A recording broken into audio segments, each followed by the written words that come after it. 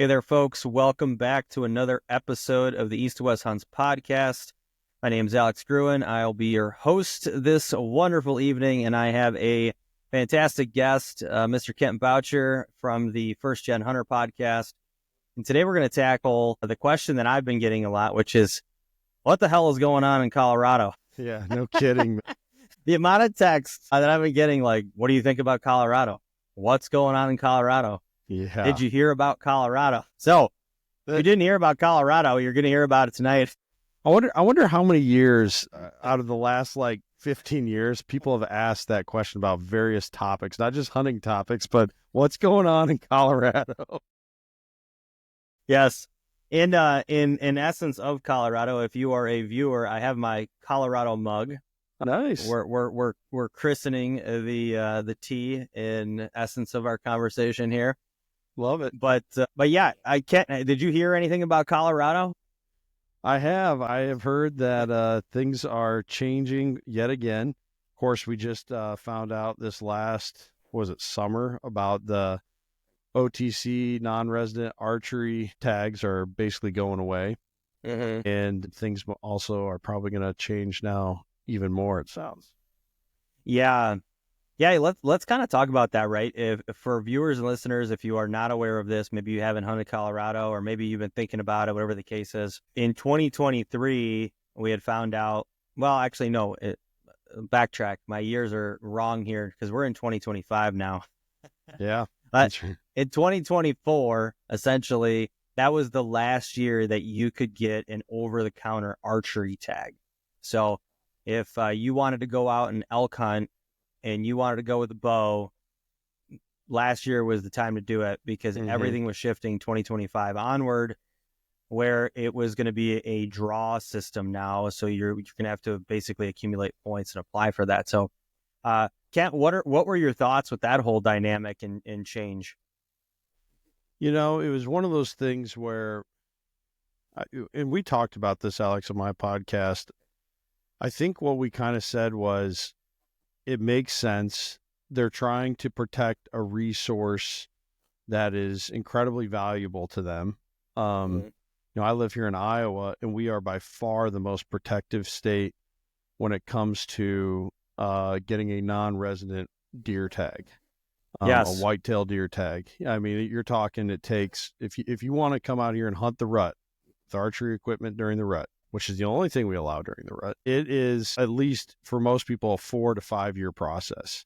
Yep. And so I'm thankful for that. As a resident of Iowa, I'm glad we protect a valuable resource. And so I understand where Colorado is coming from, for sure. And I think that it was probably an overall victory for the resident hunters there in Colorado.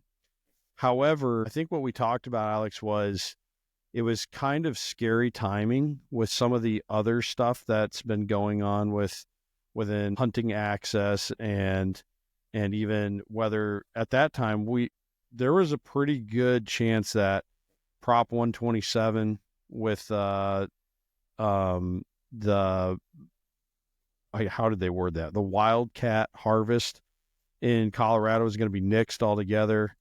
Yeah, And the bobcats, all that jazz. There was some scary wording rolled into that with trophy hunting, which we know the antis left that door open on purpose so that 100%. they could come after things that had nothing to do with mountain lion hunting or bobcat hunting. And so it was kind of a scary time to be losing access to those tags. But that being said, I guess I understand where they're coming from, and it is well documented, the crowding that has taken place in a lot of the public hunting areas, the popular public hunting areas across the state of Colorado.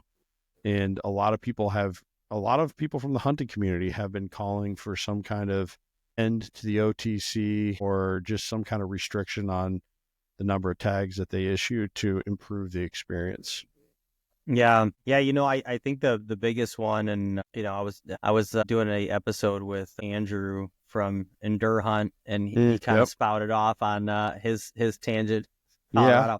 But you know, interesting point though, right? Like, how many of those folks that were archery hunting were there because they wanted to hunt over the counter, maybe in a warmer season, whatever the case is. But now, Right. because maybe they can't, they're going to go into the rifle season. Yep. And now there's going to be more pressure during those seasons where it's already pressured, Right. like crazy. So I don't know. Yeah. I don't know how much that's going to solve. You bring up a really good point there, Alex, because we forget about that. We forget that. I used to be a science teacher, so I always think of things in terms of scientific laws and principles and theories and things like that. But the law of conservation of matter, right? If you take matter out of something, it's going to show up somewhere else. You can't destroy it, right? Same with energy.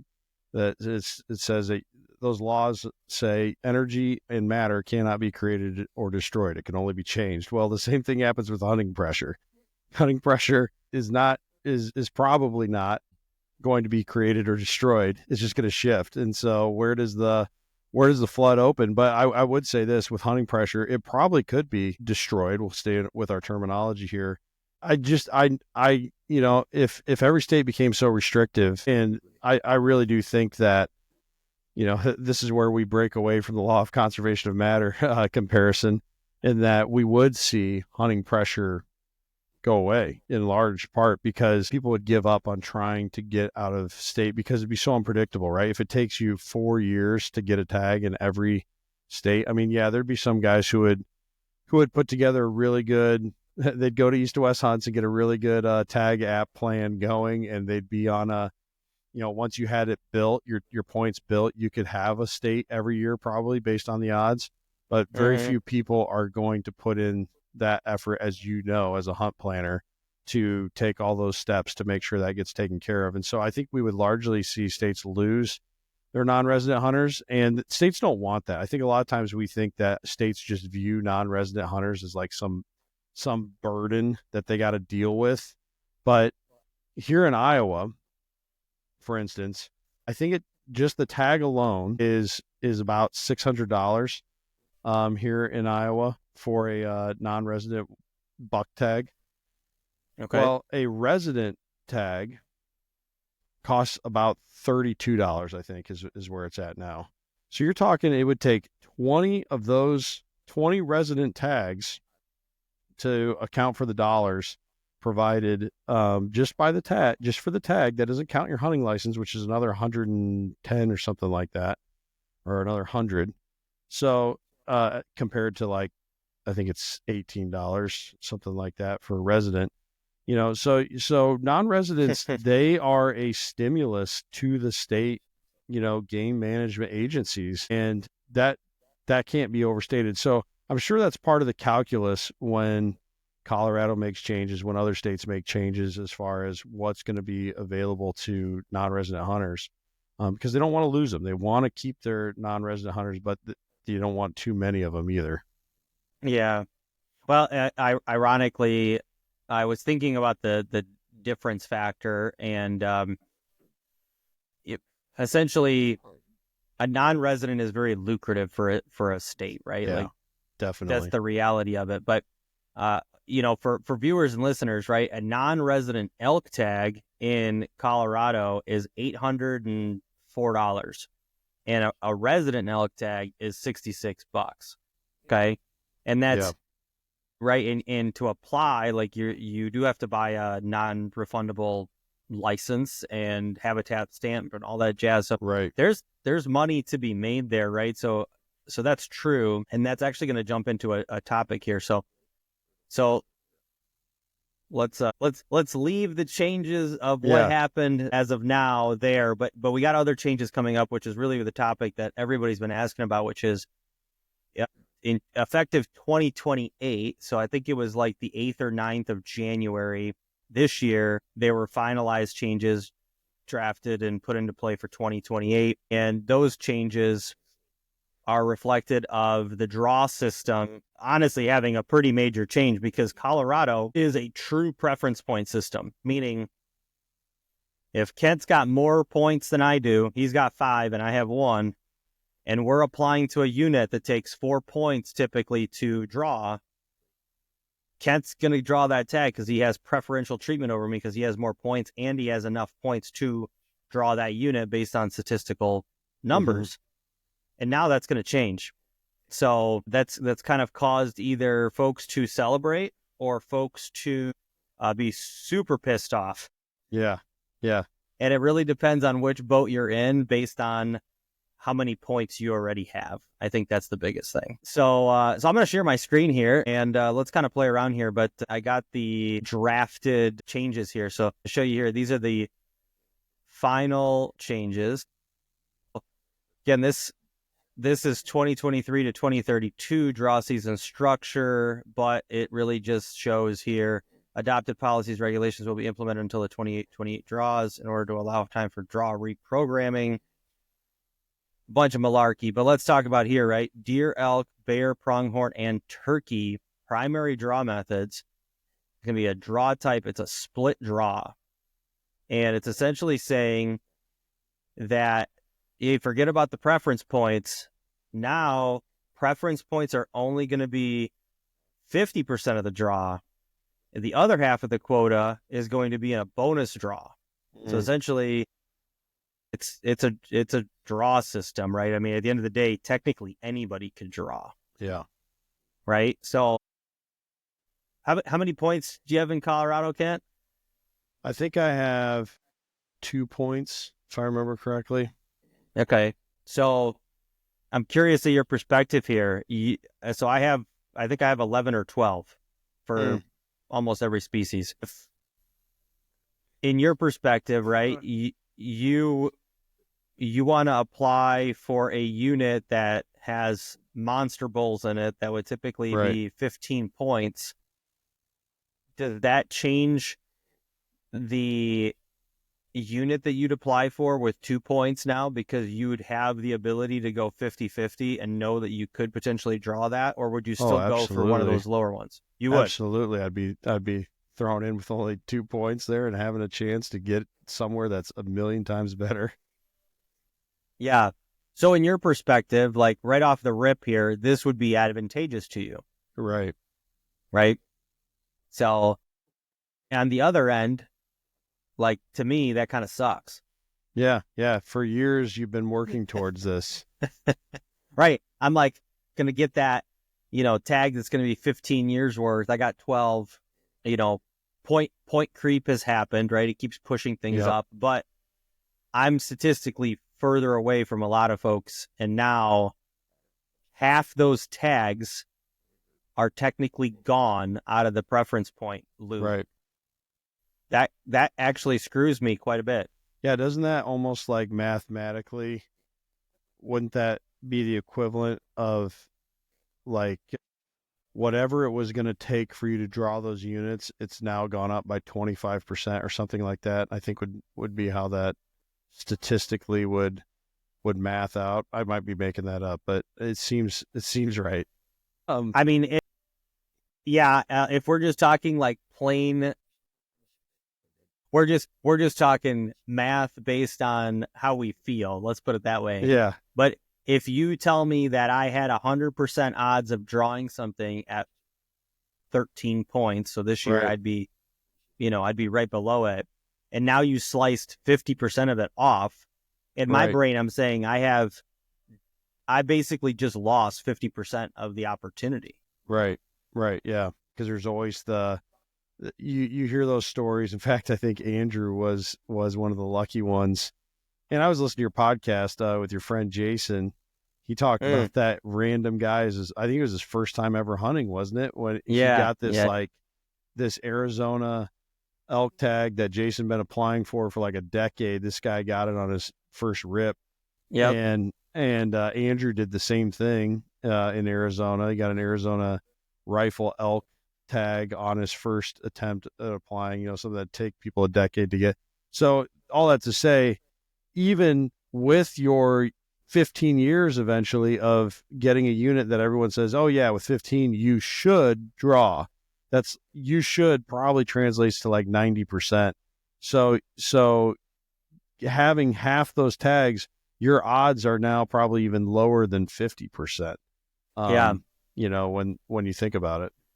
Yeah, that's frustrating. So I can only imagine the person that has 20 points, they've been trying to draw, whatever unit, they're pulling their hair out right now with this, which is what's really drawing a lot of the issues, right? If you follow along, I've seen some Instagram stuff and people are really going off, so it's really funny.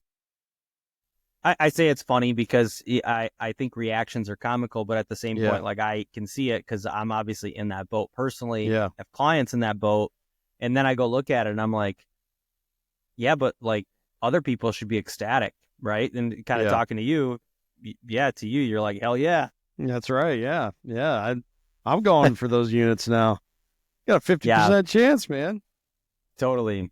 So I won't deep dive too much into this, but the previous hybrid draw is removed and replaced with the above split draw. So they had this hybrid draw in place for some of the higher point units based off like a 3-year statistical average of what they drew if they hit a certain amount of points.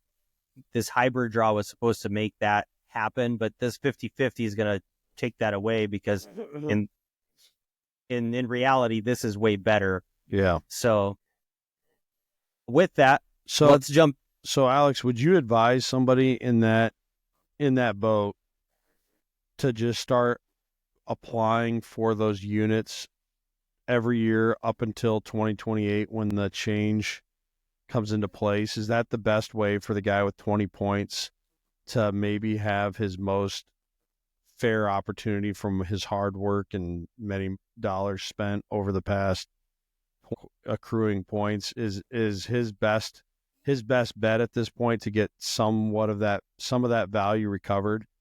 Is it to just start putting in for those units now to try and draw? Attention hunters, are you sick and tired of the complicated draw systems and tag applications that take place out west?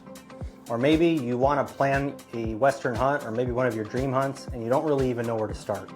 Well, that's where East to West Hunts comes in. We take care of everything for you. We'll do the tag applications. We just need to put a strategy in play for you of what you're trying to do and when you're trying to go. Whether it's short-term, mid-term, or long-term, we want to have that play and that strategy together. And when you do draw a tag, we can look at do-it-yourself options, such as hunt plans that detail out exactly how to hunt those areas, or we can get you booked with a guide and outfitter in that specific unit or area. So don't leave that hunt to chance. Give us a call, set up a time on the website, contact us on social media, whatever it is, and let's get planning towards that dream hunt of yours. And let's make it a reality. Check us out on www.east2westhunts.com. Again, that is www.east2westhunts.com. Also check us out on Instagram, YouTube, and podcast. Thanks so much. Talk to you soon. Well, I think, because yes, I would be advising somebody to burn their points and get where they want to go. Maybe you don't have if you have 20 points, like, that's a lot of years. And now to potentially lose out those years because of this draw change, like, you're going to see people burning points fast, right? Which is interesting because now on the other side of that, if everyone who's these high point holders has burned all their points by 2028, then everyone's in my boat, which is, I only got 1 or 2 points for Colorado. I may as well play the lottery here. And right. What does that do for an influx? Well, I think some people are going to hang on because they're stubborn or they're stuck in their ways or they want to see how this thing vets out. One of the things that I was reading about was the conversation that people wanted to reduce point creep and that this was going to reduce it. I don't see how that reduces point creep. I actually think it's going to increase point creep because you took the preference point side of it and you reduced it by 50%. How do you not see a point increment growth on the preference point side of things? To me, I think that part will backfire. I think Colorado is afraid of people not jumping in to their state because of the preference point thing. Because if you're a perfect example, Kent, like you walk in going, I'm never going to get that tag. Right. Why should I even build points? I'm just going to do over the counter stuff. Right. Yep. And that technically causes you to not give them money every year or apply, and they're not going to collect those application fees. So to them, it's advantageous to get you involved, and now you have a statistical chance. So you're going to be applying all the time, right? Yep. So I don't know. I see the money following factor, but I don't think that this reduces point creep. I think this will heighten it, in my opinion. Yeah, I agree with you. I think that makes total sense. Unfortunately, it's interesting. Here's another one. I'll share my screen again with you. You kind of play around with these things here, but non-residents. You were talking about Iowa being so good with residents and taking care of the really the wildlife and what you guys have. Colorado is very liberal in their non-resident allocation of tags because they have 75% of tags go towards the residents and 25% go to non-residents. That's kind of unheard of. Most states are like at top end of 10%. Right. Yeah. So residents are pissed, and this is one more thing where maybe they're trying to appease somebody. I don't know. Yeah, it could be. It's interesting. Yeah. It really is interesting.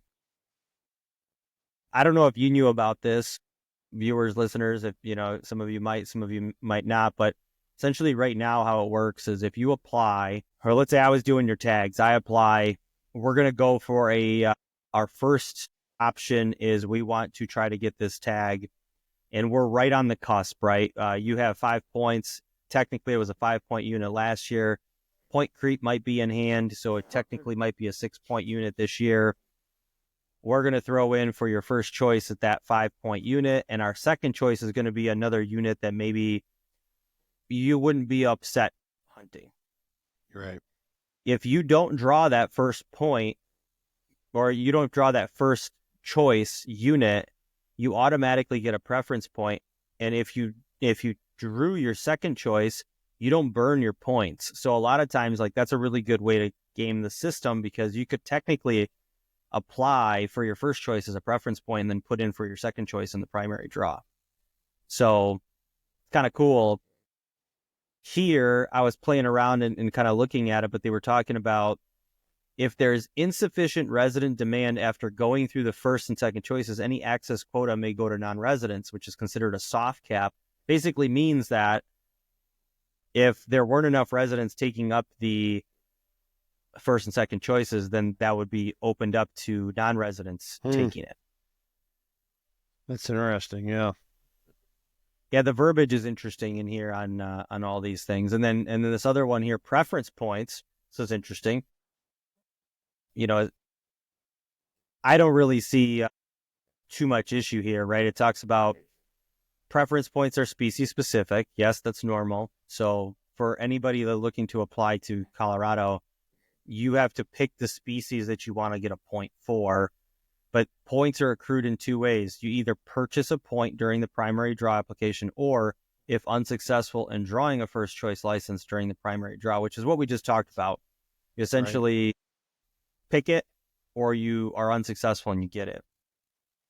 Yeah. So let me ask you this. Would a difference of $15 to $20 stop you from getting a point? No. To me, anytime points are that cheap, you always buy. Yeah. The current situation right now. So like if you wanted to get a point for elk, deer, pronghorn, a resident's application processing fee is $8 and a non-resident is $10. So when you apply, you technically are applying to either get a point or to draw. If you're unsuccessful, you're going to get that point. So think of it this way, like getting a point is $10 for a non-resident. Yeah. The change is going to be that residents will be charged a $15 fee and non-residents are going to be charged a $30 fee to receive a preference point for deer, elk, bear, pronghorn, or turkey. So what does that verbiage mean, to receive? You can buy it, but for it to go to your account or something, is it like a processing fee? Great question. So get this, applicants can select to opt out of paying for the preference point fee if unsuccessful, but they will not gain a preference point for the species. So right now, when you apply, you're paying $10. Yep. Whether you're successful or unsuccessful, right? Like you're either selecting that I just want a point, or I'm going to be unsuccessful and I'm going to get the point for $10. Now you're going to be charged for this point. So technically, you have 2 points. You could go in and apply based on the literature. You could go and apply with your 2 points, but you could say, I don't want to get another point this year. I don't want to pay the $30 if I'm unsuccessful. Okay. So I don't know. That part's kind of funky to me. Like, why wouldn't you want the point? Yeah. That's so weird. It's just another way to get a $30 fee out of you, probably. Yeah, it's interesting. So what do you think about the statistical draw aspect on bigger species, right? Like sheep, goat, moose, right? Like, yeah, do they count the same in Colorado? Is it just 20 points for everyone to have any shot at a moose tag in Colorado? Well, the way that the structure works currently is it's a weighted point system. So technically it's still a draw, but the more points you have, it does have some weighting. And but do residents get a little more weighting than non-residents? For some of those like super highly coveted tags? It's just it's split differently because of how many tags are available for residents versus non-residents. So it's not really so equitable. it is easier to draw as a resident, which I think it should be. Yeah, 100%. So as a non-resident, you're talking what to get a moose tag in Colorado is a once in a lifetime tag. That's probably at least 20 years of applying under this old system or under the current system that they have in place. And so to me, it's a win for anyone, I guess, less than 20 points to have like probably not much better, but slightly improved odds under this new system. Well, you just said something though that it's kind of a change, because in theory, even though it was a weighted draw system with their point structure, this is an interesting thing with Colorado. So in order to get into the draw at all, you had to have 3 years worth of points purchased for these big species, moose, sheep, and goat, which are $100 or $50 depending on your residency and so on and so forth. But let's say for me, right, if I want to apply for moose, sheep, and goat, I have to go and put in 3 years of $100 preference fees before the 4th year I can actually end up into the draw. Okay.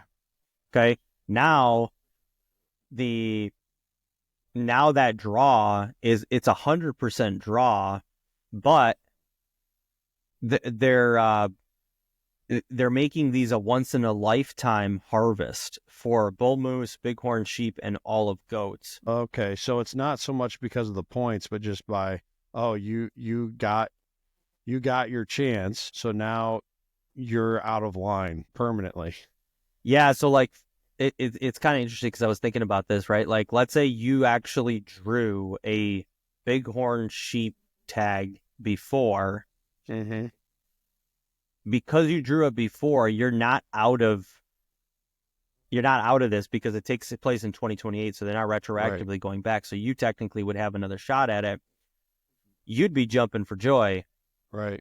Again, though, if it's once in a lifetime, like I like that. I mean, yeah, I want to get you out of the pool. It does cut the line. It's interesting. I think the biggest change here for sure is the 50-50 aspect. But 100% draw, this whole thing kind of emulates like Utah's structure of their system in a lot of ways. So I really wonder, and I was thinking about this last night.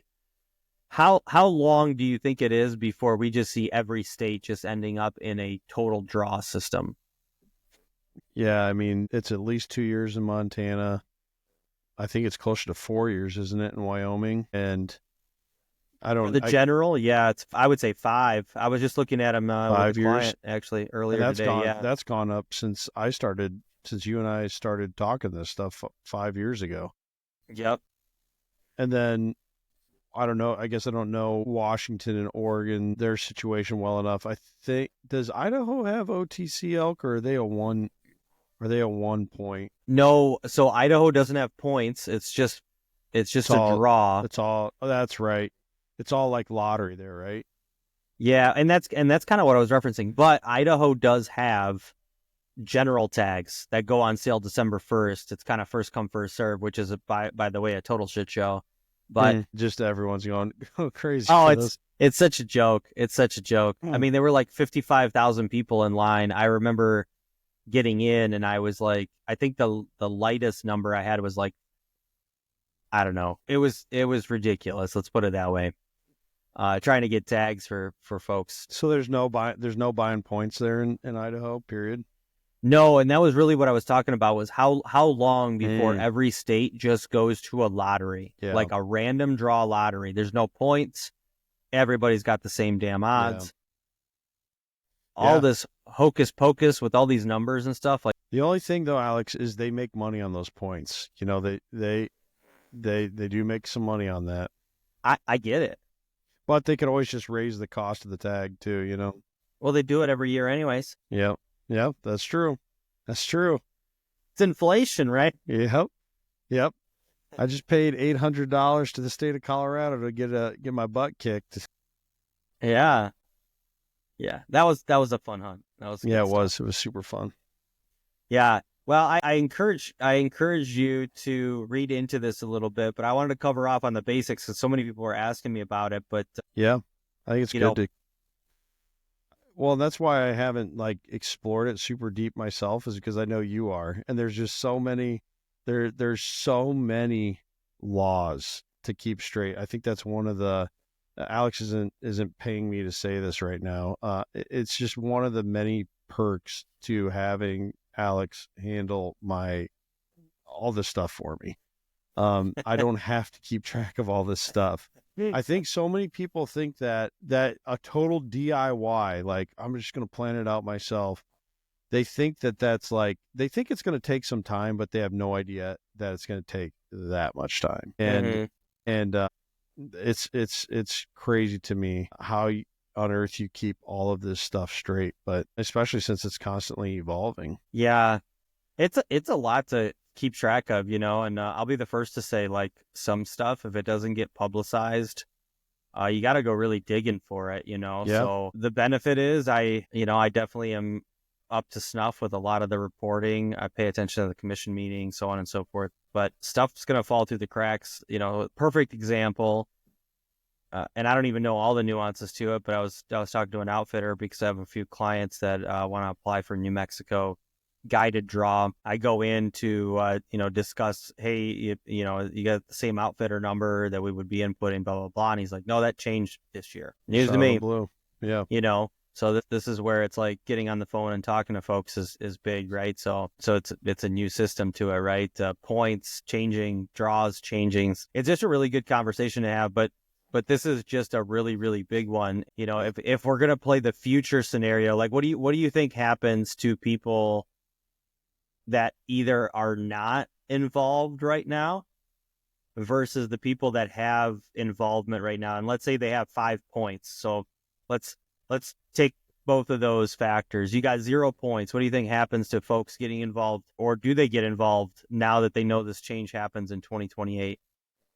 I think there will probably be a lag, you know, like with most changes there. If you look at it from a, you know, like a growth curve type of situation, there's usually some kind of lag be, you know, for a couple years on consumer response. So I think that they'll probably initially see a decline in out-of-state applicants because it's more confusing, it's more complicated, it's new. But I think once the word gets out that, hey, I had no points and I put in for this unit I didn't think my boots were ever going to be able to touch. And I drew a tag and I went and shot a giant bull. And I think that I think that that's going to probably end up happening. I do think though that there's some kind of fine line for that, right? Where kind of what we were talking about earlier, where if things get so complicated and so restrictive, I think you're just going to see people find something else to do in the fall. You know what I mean? I think people are going to be, it's just too much hassle. Because I mean, it is like going on that trip. It was super fun, but it was a hassle, right? It's a hassle to get there. It's a lot of driving. Everyone's got to take off work. You got to buy a bunch of gear. You gotta, get hotels. You got to make sure everything. You've got kids back home. You got to make sure your spouse is, well supported with taking care of the kids while you're gone. So you might need a little extra help babysitting or something. Like it is a laundry list of things to make it work. And if you add this convoluted, stressful process for people, I think it might be the straw that broke the camel's back, for not for everybody, but for a chunk of people. They'll just find something else to do in the fall, which is a shame. You hate to see that, but I think another part of this, me, I got to take a conservation spin. Ecologically, we're not, I've heard it said on Meat Eater before, we're in the good old days right now for like game populations in our country, which is somewhat true. I mean, it's nothing like what it was pre-settlement, but there's not a lot going on right now that makes me feel like we're gaining a whole lot of habitat on the landscape. Mm-hmm. I'll take things back home here to Iowa again. We've had back-to-back years of some of the worst on record EHD kills. Yeah, you guys have had a bad. Yeah, I just interviewed Jace Elliott, the state whitetail biologist, last week, and he said that between 2023 and 2024, it's estimated about 50,000 deer in our state died of EHD. Holy smokes! Yeah, our normal yearly harvest, Alex, is 100,000. So you're talking in 2 years, it was as if we got half of another season of harvest put in, and people saw it this year in this fall. There's a lot of guys. Noel Gandy, who runs a podcast on my feed, he talked about he has filled a buck tag for 32 straight years, and he almost didn't fill one this year. Yeah, this would have been his first time. That's wild. 32 seasons he wouldn't have filled it, and it took him, well into December to finally fill that tag. And it was just because he couldn't really find. There's a guy who hunts mature deer only, and he couldn't find one, and he hunted almost every day. So I mean, if game populations if they ever slowly decline, if they're ever not, increasing, then that's going to start factoring into tag allocation as well eventually. Yeah, I mean, the system is built to handle some decline, I'm sure, for how they give out tags, but to what point? I think every time I go to Colorado, I'm amazed at how much more development there is out there, and that's habitat. A lot of that's habitat. Well, you got habitat, and then not to mention the wolf scenario, right? Yeah. Like, let's be honest, right? Yep. Like, if you're gonna lose tags somewhere, and that's another point of my whole point creep conversation is like, at what point do you just say, hey, the tag's $1,000, here's the license, cut the crap with the points, it's just a draw. Yep. And because let's be, I will for sure say in the next, I know I've said this before, I don't foresee in the next, by 2030, which I have not read the literature on the next point. I think it was 2032 that the things were signed into law, but I also remember their cycles of time frame. I think 2029. I don't know. I got to go read the literature. But regardless, I think it would be fair to say that in the next 5 years, there's no more over-the-counter tags in Colorado either. Yeah. And that'll change things too. So it really goes to show. Well, then think of where all the OTC pressure goes straight to Utah, and they're going to have to cut it off too because they won't be able to handle that. Well, and Utah's another topic, right? I think this is very advantageous for viewers and listeners to just know what the hell's going on. But with that, I guess I'm gonna hand the baton over to you here. Any closing thoughts on the changes here and what you heard today? Because I don't think you knew all of these changes. No, I didn't. I did not understand all these changes. I'm glad you walked me through it. And it's just a reminder to be paying attention, and that's to myself included. Got to be paying attention to what's rolling out. And if we feel that, I place a lot of trust in state game agencies. I don't think all state game agencies are created equal. I think some states don't do as good of a job as other states do.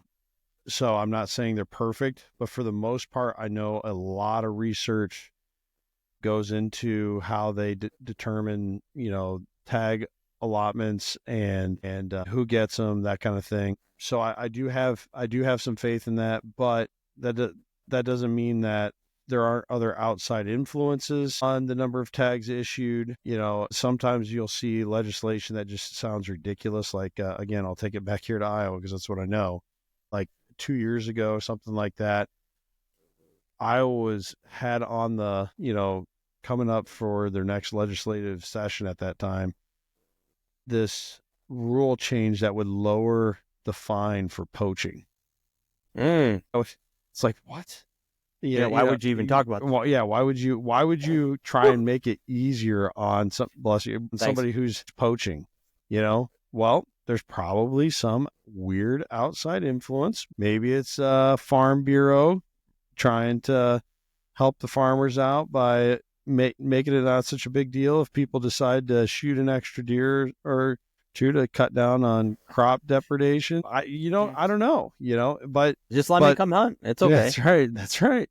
But whenever there's law changes, my point in that is you got to pay attention to it because usually it's probably okay, but sometimes it might not be. And it's up to us to raise our voice and try and keep bad change from happening. Because a lot of times once something gets locked in, it stays in, and you kind of lose the power to. It's easier to keep something from happening than to get something to unhappen, I guess is what I'm saying. Yeah, no, that's spot on. And so, it's another good reminder to just be paying attention. And also I'm really thankful that I'm a client of yours so you can help me understand these things. And we get talking circles about them. Yeah. I love it. Well, hey, thanks for coming on and chatting through this. I figured this was a good topic to really kind of get your perspective on as one, a lower point holder, and two, somebody just hearing about it. Right. So, I think that resonates with viewers and listeners. Yeah, you got your own thing going. I'm going to give you a few seconds here. How do people listen to your wonderful podcast and follow you along your journey? Yeah, well, thanks for having me on tonight, Alex. It's always good to talk with you, buddy. And it's always good to learn something too. People can tune in to the First Gen Hunter podcast. You can find that anywhere you listen to podcasts. Have over 300 episodes there. Every Friday is a full-length interview that I do with somebody. Topics are all over the place. We're coming into shed season here in whitetail land, so there'll be some shed talk going on. Alex loves that. Then, of course, turkey's coming up in a few months after that. So there's that's kind of the direction things will be headed there. We'll, during the off season, we try to get some good stories in, bear attacks, things like that. And so that you can hear that on Fridays. Then also I got two other shows that run on my feed. The Backwoods Bulletin podcast, which is a mutual friend of Alex and mine, Caleb Drake, who I think Caleb has been on this podcast as well to talk about his giant buck that he shot this year. Sometimes that's an interview. Sometimes that's it's just like some newsworthy stuff in the hunting world. It's around a half an hour show. It comes out on Tuesdays. Just recently interviewed Martin Chag and Zeb Cox. And Zeb Cox is the guy that all of you have probably seen on the internet this fall. He's a big woods buck tracker kind of guy up in Vermont, and nearly got ran over, like antlers to the chest type of run over on a buck that he shot. It, like, turned around. I don't think the buck was after him. It just got, they got spooked it spooked right back at him, and he got it all on video of the thing nearly running him over. So Zeb is on there. He tells his story. You can hear that on Tuesdays. And then starting this spring around turkey season, Noel Gandy will be running another podcast on the feed. That'll air on Sundays. So come over and Sweet. check it out, though. And Alex is often on there co-hosting with me, as he's been doing for 5 years now. Yeah, been a long time, man. Yep. Been a long time. Well, anyways, give Kent and the podcast a listen. Some great stuff on there from over the years. With that said, I'll give you my minute spiel here. It is tag application season, being right at the beginning of the year, but there's really never a bad time to start applying and getting points, because the sooner you get moving, the better. That's It's right. kind of like you're at the youngest point you will ever be right now. So Yeah. you better take advantage. Yep. With that said, if you're interested in talking about tag applications, hunt planning, and getting some kind of strategy put in place for yourself, please reach out. Go ahead and check out the website at www.east2westhunts.com. Go ahead and click the button there that says free consultation, and you will get booked in my calendar for a 45-minute freebie where we can talk about what you'd like to accomplish. And if you don't mind, thanks for listening to this episode and any other episodes that we have out there. Please like, subscribe to our channel on YouTube, give us a 5-star review. All that jazz matters. Greatly appreciate the support. And until next time, remember to scout, hunt, and repeat. Thanks.